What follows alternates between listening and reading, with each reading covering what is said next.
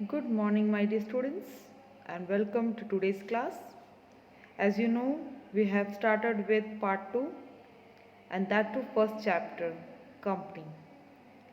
In our previous lecture, we came to know that there are two types of company, private and public. And in private, what is the difference between both this company we have gone through? Today, I'm going to explain you on this liability of members or shareholders. The companies are mainly of three types. अगर अगर हम member के liability बोले या share holders की तारीख बोले तो थ्री टाइप्स का है. The first one is company limited by shares. In these companies, liability of the shareholder is limited. Share holder की लाइबिलिटी क्या लिमिटेड है, इसलिए उसको सिर्फ उतना ही मिलेगा जितना उसका फेस वैल्यू हो शेयर्स का. इसलिए ये सारी कंपनी इस तरह से ही चलती है. मोस्ट ऑफ द कंपनी इस तरह से चलती है. Second, company limited by guarantee. In such companies, at the time of liquidation, the liability of shareholders is limited to a specific amount as guaranteed. Usually, such companies are not for the purpose of earning profit, but it is found for the purpose of promoting different activities like art, science, sports, culture, social welfare, etc. Board of Control for Cricket in India. अभी company limited by guarantee कैसा है? ये इस type की company है जो liquidation के time पे शेयर होल्डर की जो लाइबिलिटी है वो कम होती है और उसका अमाउंट भी स्पेसिफाइड होता है क्योंकि वो गारंटीड है. और ऐसी कंपनीज प्रॉफिट अर्न करने के लिए ओपन नहीं होती है. ये कोई भी चीज़ को प्रमोट करने के लिए, फॉर एग्जांपल जैसे कि साइंस की एक्टिविटी है, arts, culture etcetera. The third one,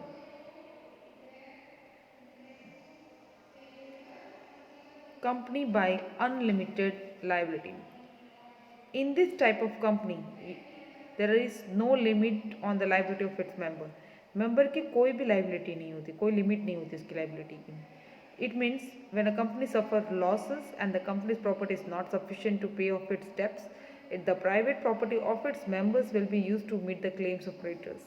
अगर इन केस कंपनी जब डूब जाती है और बहुत लॉसेस सफ़र करती है तो उस टाइम पे कंपनी की प्रॉपर्टी भी सेल करके अगर हम क्रेडिटर्स के पैसे नहीं पे करते हैं तो उस सरकमटेंसेस में प्राइवेट प्रॉपर्टी, मेंबर्स की जो प्राइवेट खुद की प्रॉपर्टीज़ है उसको भी सेल करके क्रेडिटर्स को हमें अमाउंट देना रहेगा. इसलिए इस टाइप ऐसे टाइप की कंपनी में बहुत रिस्क होता है. ठीक है, और ये इंडिया में बहुत कम परमिट होती है. ठीक है, even though permitted by the companies act ये है, फिर भी इंडिया में बहुत कम होता है. तो generally there are two types of, as per this will study this diagram, that generally there are two types of company based on establishment and based on registration. अगर registration देखें तो उसमें होता है liability of a members. तो three liabilities हैं: company limited by shares, company limited by guarantee and company by unlimited liability. जो company limited by shares है तो वहाँ पर तीन है: public company, private company and one person company. Share and share capital. Share and share capital, उसका meaning, वो क्या, उसके features and types. Company capital of a company is called share capital which can be divided into transferable small dominations. Each such unit of domination is known as share. अगर for example हम लोग ने company start की तो हमें company को हमेशा share capital चाहिए होता है. और वो कहाँ से मिलता है? हम जैसे लोग जो 100 शेयर्स 200 शेयर्स लेकर अपना मेंबरशिप उस कंपनी में होल्ड करते हैं, हम उसके शेयर होल्डर्स हैं. और उस टाइप में जो हम होल्ड करते हैं, जितने यूनिट्स हमने बाई किए उतना हमारे लिए वो क्या है? Share. The definition of share is capital of company is share capital which can be divided into transferable small dominations. For each such unit of denomination is known as share. तो जब capital को raise करना है तो company कुछ prospectus issue करती है as required by law, और फिर इनवाइट करती है पब्लिक को कि आओ और हमारे कंपनी के शेयर्स परचेज करो. जो परचेज करता है वो उसका मेंबर बन जाता है उस कंपनी का, या आप उसको कह सकते हो शेयर होल्डर्स. जैसे जैसा शेयर होगा वैसे वैसे उस पर्सन को हम शेयर होल्डर या को ऑनर बोल सकते हैं कंपनी के। For share holder who has purchased और is in position of the shares, उस प्रपोर्शनेट को बोलेंगे उतना उसका ऑनरशिप है कंपनी में। और each share is allotted a distinctive number, जैसे कि जितना ट्रांसफरेबल और जितना मूवेबल है वो उसके अंडर में आएगा।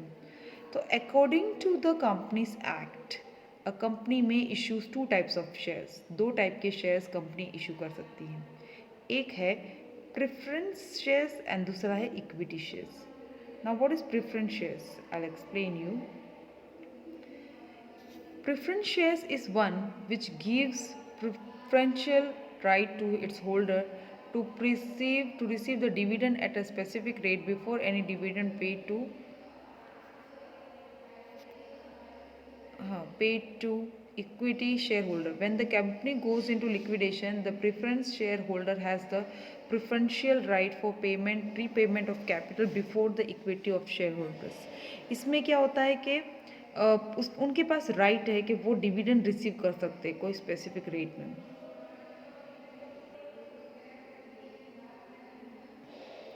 ठीक है, तो वो डिविडेंड रिसीव कर सकते हैं without dividend paid. Equity share holders को डिविडेंड पे करके भी डिविडेंड रिसीव कर सकते हैं। When the company goes into liquidation, जब वो क्लोज होता है तो जो प्रेफरेंस शेयर होल्डर्स होते हैं उसको एक राइट मिलता है उसके कैपिटल रीपेमेंट करने के लिए before the equity share holder. Equity share holder से पहले प्रेफरेंस शेयर होल्डर्स को राइट मिलता है। कैसे टाइप के प्रेफरेंस शेयर्स होते हैं? Cumulative non cumulative preference shares, redeemable irredeemable preference shares, participate and non participating preference shares, convertible and non convertible preference shares. Actually there are 8, but it is divided into opposites. Now what is cumulative and non-cumulative preference shares? In case of cumulative preference shares, if in any year the dividend on preference shares is not paid due to insufficient profit, such areas of dividend shall be paid together with current year divided in the year when there is sufficient profit. अगर कोई cumulative preference shares में कोई भी एक ऐसे year में dividend preference shares में नहीं पे किया है क्योंकि इतना प्रॉफिट नहीं है, उस एरियर्स को हम क्या करते हैं, वो एक इस साल का भी करंट ईयर के डिविडेंड के साथ हम उसको पे कर सकते हैं। As against this, in case of non cumulative preference shares क्या होता है, ऐसा शेयर्स हम कभी भी एक्यूमुलेट नहीं करते हैं और उसको हम नेक्स्ट ईयर कभी फ्यूचर में पे नहीं करते हैं। That is non cumulative preference shares. So cumulative preference shares and non cumulative preference shares is done. Now the second point is redeemable or irredeemable preference shares. If the amount of preference shares is to be repaid by the company at the end of the stipulated period or after giving proper notice to the holder of the preference shares, such shares are called redeemable preference shares. अगर कोई हमको repay करना है कोई भी amount और वो भी कंपनी को at the end of a stipulated period, जिस टाइम पे उसको करना है तब, और कुछ प्रॉपर नोटिस देकर हम ऐसे शेयर्स को पे करते हैं, उसको कहते हैं redeemable preference shares. A preference shares which are redeemable only at the time of liquidation. सिर्फ लिक्विडेशन ऑफ कंपनी में ही हम ये शेयर्स को रिडीम करते हैं, उसको कहते हैं irredeemable preference shares. After the implementation of company limited by shares does not issue इसे 2013 कंपनीज एक्ट के बाद इरिडीमेबल प्रेफरेंस शेयर्स इश्यूज नहीं होते हैं. Third, participating and non participating preference shares. Preference shareholders who hold participating preference shares get fixed rate of dividend as decided by the company. उनको fixed rate मिलता है जो company में decide किया. In addition to this, they also have a right to participate in surplus profit remaining after distribution of specific dividend to equity shareholders subject to terms of participation in the event of winning up of the company. If after paying the capital amount of both the preferences and equity shareholders there is still some surplus left, such shareholders are entitled to receive a proportion of surplus. कभी कभी क्या होता है कि जो hold करता है preference shares को उसको एक डिविडेंड फिक्स डिविडेंड मिलता है और वो जो कंपनी डिसाइड करते हैं. इसके साथ भी उसको एक राइट है कि वो जितना भी प्रॉफिट सरप्लस है उसमें भी अपना पार्ट लेके जा सकता है, वो भी बिफोर इक्विटी शेयर होल्डर से. अगर कोई वाइंडिंग अप होता है कभी भी कंपनी का, तो उस टाइम पे कैपिटल अमाउंट प्रेफरेंस शेयर्स और इक्विटी शेयर होल्डर्स को देने के बाद फिर भी सरप्लस बच जाता है तो वो शेयर होल्डर्स को उस प्रोपोर्शन में सरप्लस दे देते हैं। इस टाइप के शेयर्स को कहते हैं preference shares are called participating preference shares. और preference share holders of non participating preference shares get only a fixed rate of dividend.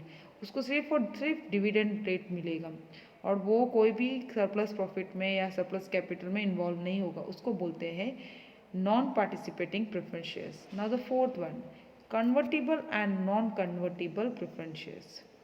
The preference shares which can be converted partly or fully into equity shares as per agreed terms at the time of issue are known as convertible preference shares. जो भी partly या fully equity shares में as per agreed terms से convert होता है तो उसको कहते हैं convertible preference shares. The preference shares which are not convertible, जो कन्वर्ट नहीं होता है कोई भी शेयर्स में, उसको कहेंगे non convertible preference shares. Usually the preference shares are non convertible. वैसे तो प्रेफरेंस शेयर्स नॉन कन्वर्टेबल ही है, पर अगर कन्वर्ट करना है तो वो पॉसिबल है। Now the next and interesting point and that the chapter is carrying, that is equity share. You can say as ordinary share. The shares which are not preference shares वो equity shares है और equity shareholders have voting rights, उनको voting के लिए rights हैं। ठीक है। Dividend on equity shares which is decided by the board of directors, तो वो कौन डिसाइड करता है? बोर्ड ऑफ डायरेक्टर्स कंपनी के। और शेयर होल्डर्स को जनरल मीटिंग में ओनली आउट ऑफ प्रॉफिट, जो भी प्रॉफिट से बच जाता है वो डिविडेंड प्रेफरेंस शेयर्स को फिक्स रेट में शेयर कर देते हैं। Company gives a dividend, equity shares पे भी हर साल डिविडेंड पे होता है, वो भी करंट ईयर के प्रॉफिट के और प्रीवियस ईयर के प्रॉफिट के बेस पे। जो एक्यूमुलेटेड रिजर्व्स है, जो भी पॉसिबिलिटीज़ है या मैनेजमेंट पॉलिसीज़ है, वो सब डिसाइड करके। तो eight the time of liquidation of company की लिक्विडेशन में from the balance full funds equity share holder have right, equity share holder को राइट है कि वो सारा रीपेमेंट दे कैपिटल का और उसके बाद उसको रिटर्न करे प्रेफरेंस शेयर कैपिटल को। Equity share capital is known as principal share capital of the company, उसको ऑर्डिनरी शेयर भी बोलते हैं और उसको principal share of the company भी बोलते हैं। और according to current provision of companies act, अभी जो 2008 है तो 2013 है, उसमें क्या बोला है कि उसके जो मिनिमम फेस वैल्यू कितने होने चाहिए? 1, और मोस्ट ऑफ द कंपनी का फेस वैल्यू कितना है? 1 से 10 या 10 से 100। So this is equity share. Read out the difference also and write it down the points and try to read the content of equity shares and private and public company and preference shareholders so that you will understand the chapter to the fullest. I hope that today's session is helpful to you. Thank you and have a nice day.